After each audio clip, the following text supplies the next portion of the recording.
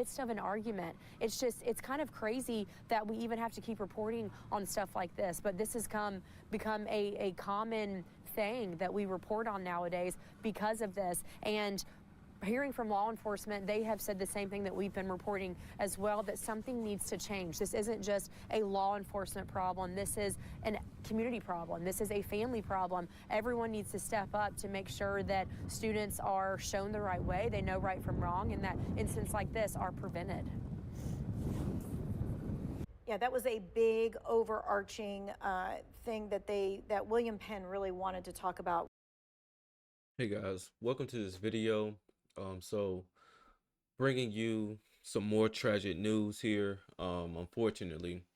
But there was a stabbing at North Forsyth High School in Forsyth County, Winston Salem, North Carolina, which led to the loss of life of one.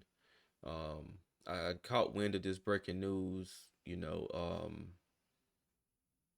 pretty much as I was sitting here, just doing some other work and stuff like that, but we don't know all the details from what they were just saying. I tried to, get as much as I could there because it's live that I'm looking at.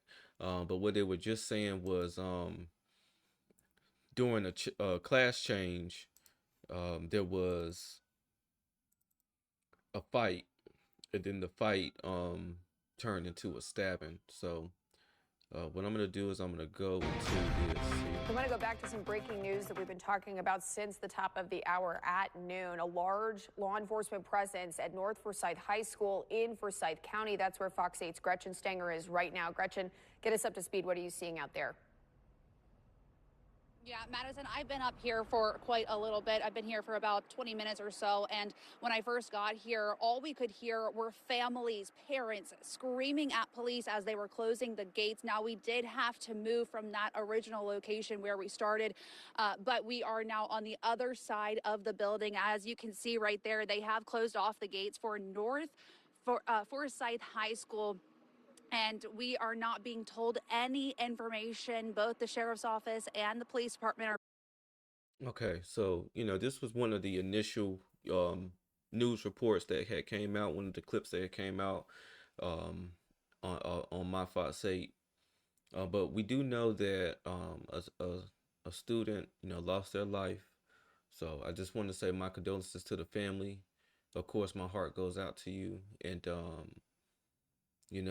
for the students, of course, those who've seen it, they're going to need all the resources that they can get in order to try to get back to some normalcy and kind of move past this. And it does bring like a broader question into play as far as the security of our students in school, and security for the staff, and also the type of stuff that the kids are being taught at home, and the type of environment that they are growing up in. Again, we don't know information as far as the demographics of the students that were fighting or the whole reason behind the fight, but we have to wait for all that information to be released, if it gets released, because right now it's going to be very sensitive, especially with it being teens involved. And got to definitely have respect for the families of the individuals that were involved. But this is this is something that's like it's been happening, and it's something that needs to be addressed. I know everyone is not going to be perfect to the T, but we have to start finding ways to curb this type of stuff. Especially in high school. I mean, when I was in high school, it was fights, and I myself have been in fights before, but never in school or doing school hours and stuff like that. And a lot of times, the fights start happening over small disagreements, or one person may be in this crew, one person may be in that crew, and the crews just don't like each other, and just all kind of little stuff that's really, as you get older, you realize how ignorant those things are. and how none of those things tie into you going to school to get your education to better yourself so that you can be a productive member of society. Um, it's just very, very unfortunate that parents have to have their emotions wrapped up into something of this nature, to where they send kids to school to learn, and their kids are that's the kids are distracted. You have a lot of teens that are on social media, and a lot of teens just doing everything else but doing what they should do with the 4 years that they have in high school to get out of high school, and then you're on into really the real world. And 4 years goes by pretty fast. I can recall being a freshman in high school, and just thinking it was gonna be long, and not long before I knew it. Not long before I knew, I was a senior and getting ready to graduate, and having to make the tough decisions, having to apply for colleges and decide whether I would go military or to college and stuff like that. So it doesn't last long, and you definitely want to take advantage of every opportunity that you can while you're in that situation. Try to take classes that are going to be valuable to you in life, and um I'm gonna just be honest. Like, a bunch of people I hung around in high school, I don't even hang around those folks no more. Don't even talk to them really, and that's just the truth.